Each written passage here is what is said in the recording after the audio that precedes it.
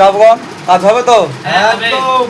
কাউকে বাদ দেওয়া যাবে না, প্রত্যেকের অধিকার ফ্রি দেওয়া হবে। এই যে আমার স্টাফ, 3টে মেশিন এই মুহূর্তে চালু রয়েছে, আর স্টাফ রয়েছে 4জন। আমার স্টাফেরা সব একজন এক্সপার্ট রয়েছে অ্যাপিল করার জন্য।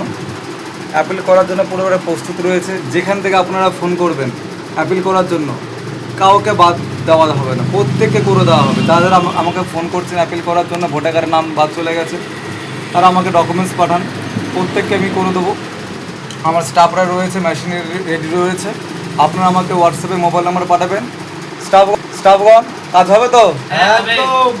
কাউকে বাদ দেওয়া যাবে না, প্রত্যেকের অধিকার ফ্রি দেওয়া হবে, প্রত্যেকের করে দেওয়া হবে। যদি তাদের নাম ভুল আছে তাদের ক্ষেত্রে হয়তো একটু সমস্যা হতে পারে, যাদের অ্যাডজুডিশনে রয়েছে তাদের করে দেওয়া হবে।